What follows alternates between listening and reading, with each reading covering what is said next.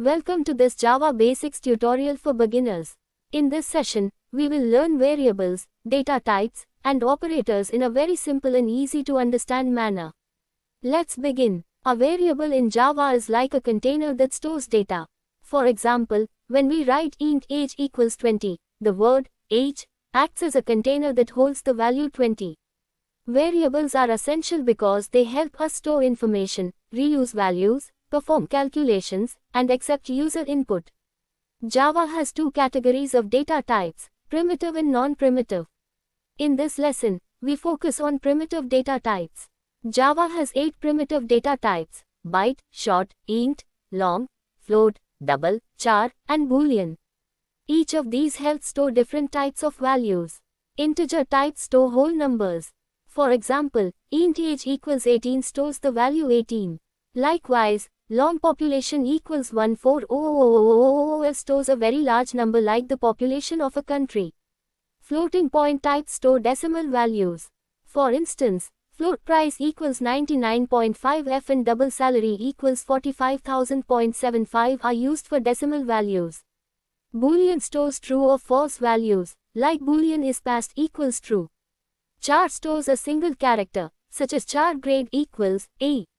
Variable names in Java must follow certain rules. They must start with a letter, cannot contain spaces, and can only use the underscore and dollar symbol as special characters. They should also be meaningful to make your code easy to read. To take input from a user, Java uses the scanner class.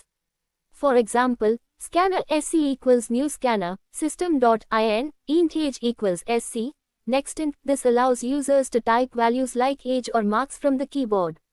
A simple mini program can display age, marks, grade, and pass status to show how variables and data types work together. Now let's move on to Java operators. Operators are symbols that perform actions on variables. For example, when we write 10 plus 5, the plus symbol is an operator. Java operators are divided into arithmetic, assignment, relational, logical, unary, and ternary operators. Arithmetic operators are used for mathematical operations like addition, subtraction, multiplication, division, and modulus. Assignment operators help update existing values easily. For example, x plus equals 5 means x equals x plus 5. Relational operators compare two values, like a greater than b or a equals b. Logical operators such as and, or, and not help check multiple conditions. Unary operators like plus plus and minus minus increase or decrease a value by 1. The ternary operator is a shortcut for if-else statements. For example, age greater than equals 18. Adult, minor, checks whether a person is an adult. A final example program can combine arithmetic, relational, and logical operators to show how they work together in real Java code. By practicing these examples, you will gain a strong foundation in Java programming fundamentals.